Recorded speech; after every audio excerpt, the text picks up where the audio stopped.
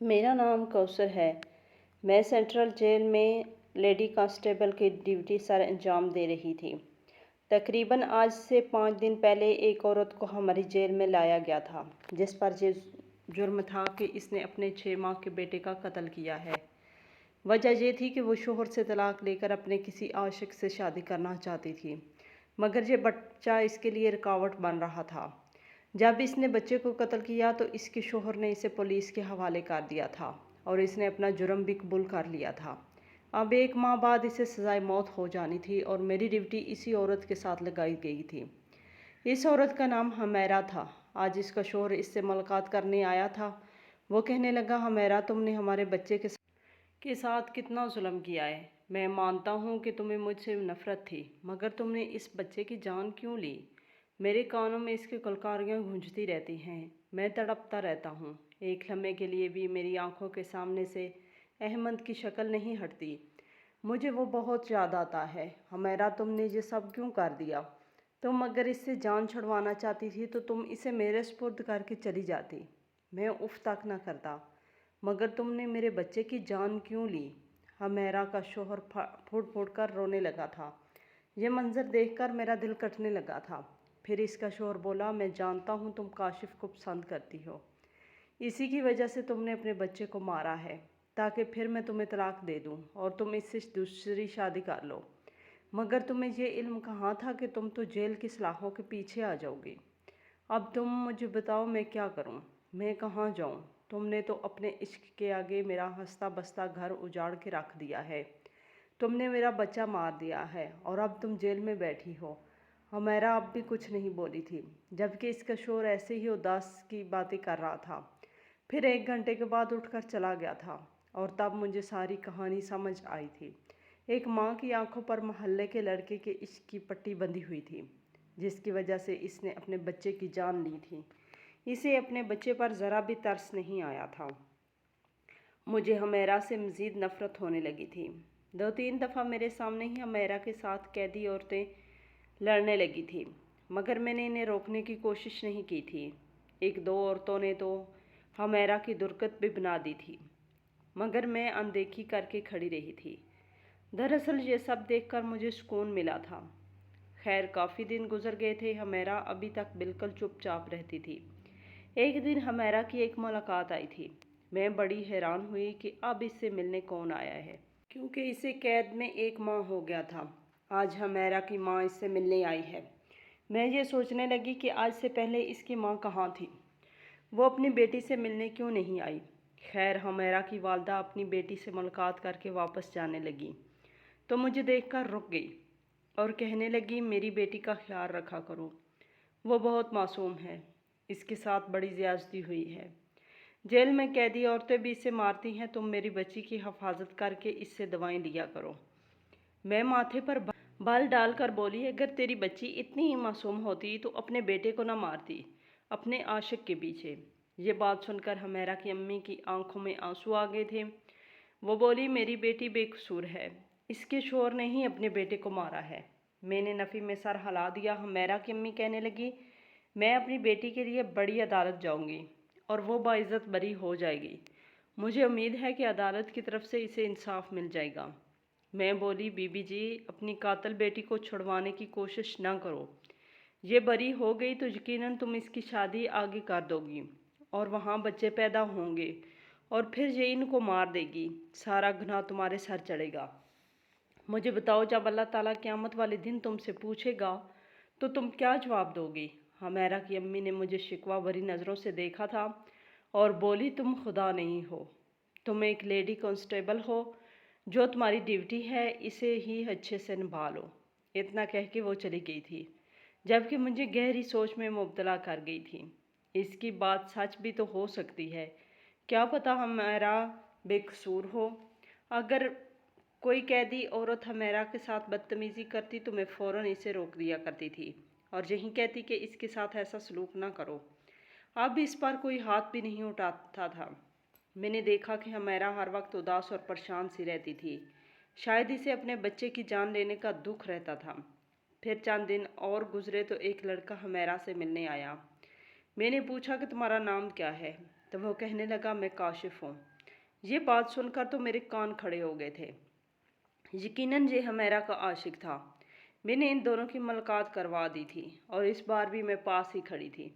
मुझे बड़ा तजस्सुस था कि आखिर ये क्या बातें करते हैं, इसलिए मैं जानबूझकर इनके इर्द गिर्द ही चक्कर लगाती रही थी। काशिफ बार बार यही कह रहा था कि हमेरा, तुमने अपने बच्चे की जान लेकर अच्छा नहीं किया। तुम मुझे पसंद करती थी, मुझे भी तुम अच्छी लगती थी, मगर इसका मतलब ये तो नहीं कि तुम अपने बच्चे की जान ही ले लेती। तुम अपने शोहर से तलाक भी ले सकती थी। अब अगर तुम जेल से छूट भी गई तो मैं तुम जैसी कातिल लड़की से शादी नहीं करूँगा। इतना कहकर काशिफ चला गया और हमेरा बुत बने इसे देखती रही थी। तब मैं अपने आप से बोली, देख लिया, ये दुनिया के रिश्ते ऐसे ही होते हैं, कोई किसी का नहीं होता। तुमने भलावजह ही अपने बच्चे की जान ले ली है। वो बस मुझे देख के रह गई थी। इसने आज भी मुझसे कुछ नहीं कहा था। अब मैं हमेरा की कहानी जानना चाहती थी। मुझे शौक होने लगा कि आखिर इसके पीछे क्या वजह थी जो इसने अपने ही बच्चे की जान ले ली। काशिफ की मोहब्बत क्या ममता से बढ़कर हो गई थी? हमेरा की कहानी जानने के लिए ज़रूरी था कि मैं इसके साथ दोस्ती कर लेती।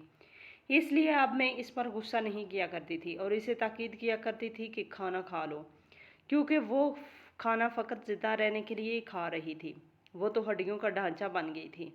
मैं इसे यही कहती थी कि अगर तुम बेकसूर हो तो तुम इस तरह जेल की सलाखों के पीछे ही मार जाओगी। दुनिया वालों को ये नहीं बता पाओगी कि तुम बेकसूर थी। वो ये सब सुनती रहती थी और फिर एक दिन कहने लगी, मैं ज़िंदा नहीं रहना चाहती। मैं लानत भेजती हूँ ऐसी ज़िंदगी पर। मैं मर जाना चाहती हूँ। मुझे ये दुनिया ही अच्छी नहीं लगती।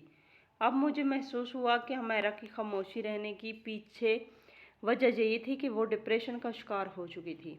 जाहिर सी बात है, इंसान वक्ती मोहब्बत के जाल में फंसकर अगर अपने बच्चे का नुकसान पहुंचा दे तो बाद में ये सब सोच सोच कर ही पागल हो जाएगा। मगर अब वो इसे याद करती थी।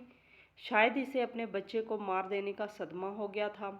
वो मर जाना चाहती थी, वो ज़िंदा नहीं रहना चाहती थी। इसकी अम्मी ने कहा था कि मैं बड़ी अदालत में तुम्हारा केस लेकर जाऊंगी, मगर हमेरा ने अपनी अम्मी को अपने सर की कसम दे दी थी और कहा था कि आप मुझे सज़ा काट लेने दें, मैं बरी नहीं होना चाहती। मगर फिर भी इसकी अम्मी ने अपनी बेटी के लिए अदालत में दोबारा अपील कर दी थी।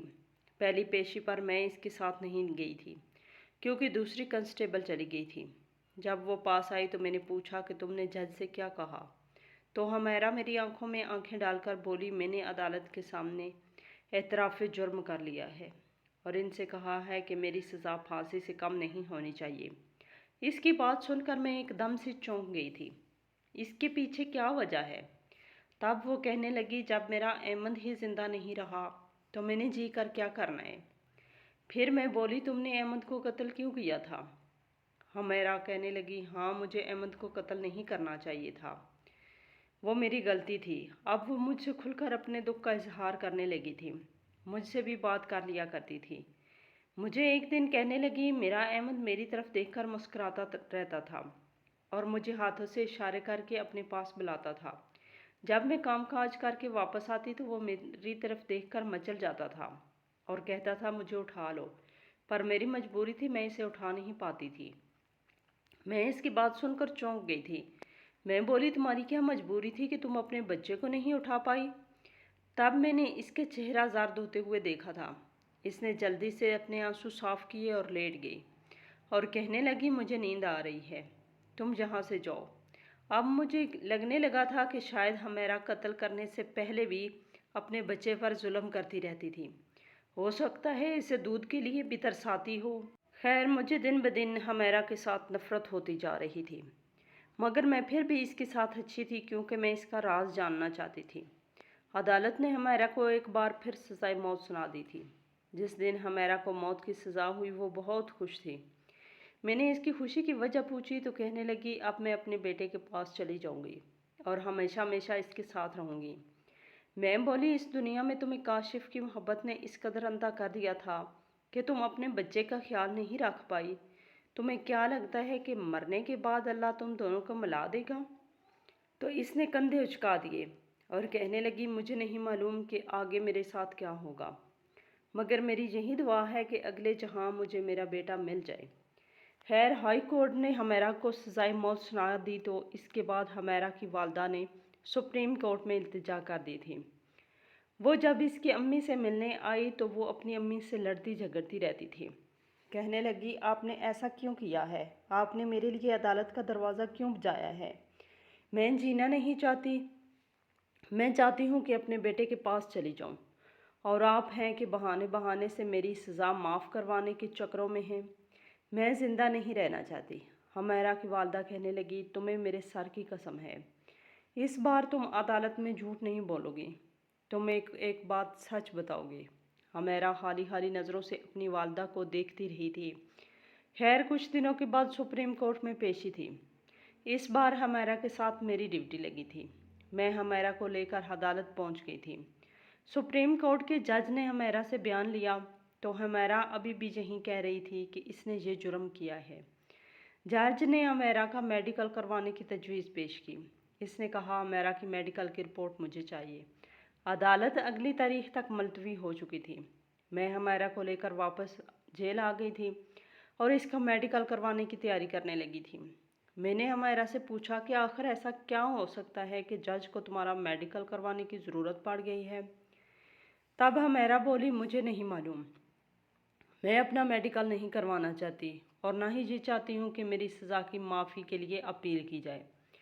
میں مرنا چاہتی ہوں، مجھے جینا اچھا نہیں لگتا۔ میں بولی، تم زندگی سے اس قدر مایوس کیوں ہو چکی ہو؟ مجھے کچھ تو بتاؤ۔ تب ہمیرا کہنے لگی کہ میں نے اپنی زندگی میں بڑی سختیاں دیکھی ہیں، میں نے بہت کچھ سہا ہے، اسی لیے میں مر جانا چاہتی ہوں۔ میں نے کہا، ہمارے پاس کئی ایسے کیس آئے ہیں جس میں قاتل بھی اپنے سزا کی معافی کے لیے تڑپ رہا ہوتا ہے۔ وہ چاہتا ہے کہ اسے معافی مل جائے، اسے ایک موقع دیا جائے، پھر تم کیوں نہیں چاہتی؟ تب وہ رونے لگی تھی، بولی، میری عمر ابھی کم ہے، میں یہاں سے چھوٹ گئی تو شاید میرے والدین میری دوسری شادی کر دیں، مگر میں شادی نہیں کرنا چاہتی، مجھے مرد ذات سے شدید نفرت ہے۔ میں بولی، اچھا ایسا کیوں ہے؟ تو وہ کہنے لگی، چند برس پہلے میری شادی ہوئی تھی۔ میرا شوہر اختر ایک اچھا انسان تھا، ہم دونوں ایک دوسرے کا خیال رکھا کرتے تھے۔ وہ مجھ پر جان نشاور کرتا تھا، سب کچھ اچھا چل رہا تھا۔ پھر میں امید سے ہو گئی تو اختر میرا اور بھی زیادہ خیال رکھنے لگا تھا۔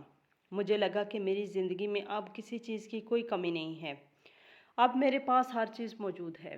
لیکن پھر ہماری زندگی میں ایک تیسرا شخص داخل ہوا جس کی وجہ سے ہمارا سکون، چین، سب کچھ خراب ہو گیا۔ میں چونک گئی تھی، مجھے لگا تھا کہ شاید ہمیرا ابھی کاشف کا نام لے لے گی، کیونکہ اختر اور ہمیرا کی زندگی میں تو کاشف ہی آیا تھا۔ لیکن وہ بولی، ہماری زندگی میں ندا آ گئی۔ میں نے حیرت سے ہمیرا کی طرف دیکھا اور بولی، ہاں میں سچ کہہ رہی ہوں، ہمارے پڑوس میں ایک لڑکی آئی تھی ندا، وہ بہت حسین تھی، بہت پیاری تھی۔ میرے شوہر نے اسے دیکھا تو وہ اس پر لٹو ہو گیا تھا۔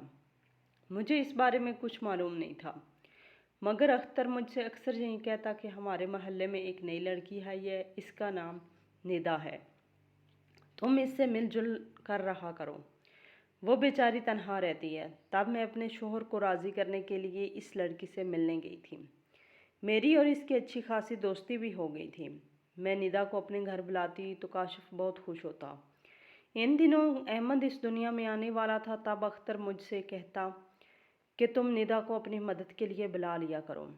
میں اکثر ہی اسے بلا لیا کرتی تھی، مگر مجھے کہاں معلوم تھا کہ یہی عورت میری خوشیوں کی قاتل نکلے گی۔ اور پھر ایک دن ندا میرے کچن میں چائے بنا رہی تھی اور میں اپنے کمرے میں لیٹی آرام کر رہی تھی۔ مجھے خیال آیا کہ مجھے بھی ندا کے پاس چلے جانا چاہیے، میں آرام کر رہی ہوں اور وہ میرے گھر کا کام کر رہی ہے۔ اسی لیے میں کچن میں گئی تو یہ دیکھ کر حیران رہ گئی کہ ندا اور اختر ہاتھوں میں ہاتھ ڈالے بیہودہ باتیں کر رہے تھے۔ اختر ندا سے کہنے لگا، میں تمہیں بہت جلد اپنا لوں گا۔ یہ سب دیکھ کر تو میں پھٹ پڑی تھی۔ میں بولی، اچھا تو یہ سب کچھ ہو رہا ہے میری ناک کے نیچے؟ مجھے تو لگا تھا کہ ندا تم میری دوست ہو، مگر تم نے میری جڑیں کاٹ دی۔ اور اختر، مجھے تم سے یہ سب توقع نہیں تھی۔ اختر نے میرے منہ پر تھپڑ مار دیا، اور پہلا دن تھا جب اس نے مجھ پر ہاتھ ہٹایا تھا۔ اس کے بعد اختر نے مجھے دن رات مارا پیٹا، یہاں تک کہ وہ چاہتا تھا کہ میرا بچہ اس دنیا میں آنے سے پہلے ہی ختم ہو جائے۔ वो मुझे ऐसा मारता था कि मेरी रूह तक कांप जाती थी। एक दिन अख्तर ने मुझे मेरे बाजू पर मारा था और मेरा बाजू टूट गया था। 5 दिनों बाद मेरी डिलीवरी हो गई थी। अस्पताल वालों ने पूछा था कि हाथ पे क्या हुआ है। तब अख्तर ने कह दिया कि जिस सीढ़ियों से गिर गई है, जबकि ऐसा कुछ नहीं था। अख्तर ने खुद ही मेरा बाजू तोड़ा था।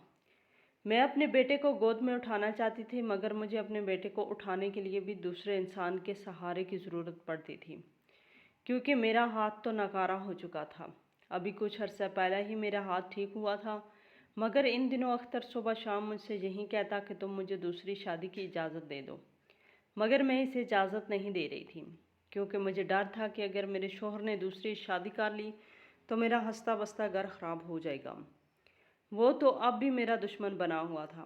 अगर दूसरी बीवी ले आएगा तो मेरे साथ क्या सलूक करेगा। बस यही सोचकर मैं सब कुछ बर्दाश्त करती रही। मैंने तो अपने वालिदैन से भी अपने शोहर की शिकायतें नहीं की थी। अख्तर बहाने बहाने से मुझे मारता रहता था। कभी कहता कि खाने में नमक ज़्यादा क्यों डाला है, तो कभी ये शिकवा कि मैंने खाने में नमक डाला ही नहीं है, जबकि ऐसा कुछ भी नहीं होता था। मुझे अमन से बहुत मोहब्बत थी। मुझे यही लगता था कि वो मेरी खुशियों का सहारा है, वो मेरी ज़िंदगी है।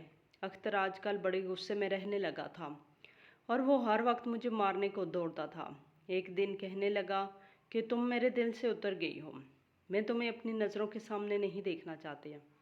मैं तुम्हें फ़कत अहमद की वजह से बर्दाश्त कर रहा हूँ, क्योंकि वो तुम्हारे साथ बहुत अटैच है।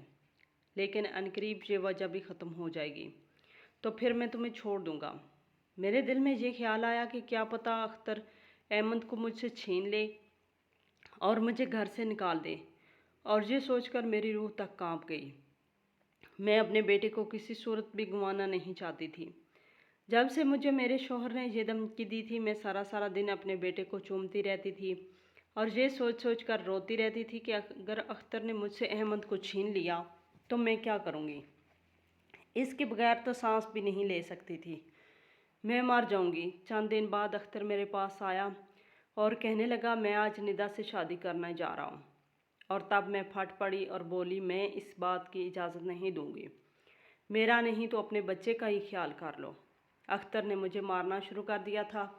फिर अख्तर अहमद को उठाकर कहने लगा ये देखो अब मैं क्या करता हूँ। इसने बहुत ज़ोर से अहमद को ज़मीन पर फेंका था। वो ज़मीन पर गिरा तो ज़ोर ज़ोर से रोने लगा और इसके बाद वह मुकम्मल तौर पर खामोश हो गया था। मैं चीखने चिल्लाने लगी। अहमद भागकर अहमद के पास जाना चाहती थी, मगर अख्तर ने मेरा हाथ पकड़ लिया। मेरे 6 माह के नन्हे से अहमद ने मेरी आंखों के सामने दम तोड़ा था। मैं एक जानब खड़ी थी, अहमद के चेहरे पर दर्द के आसार थे।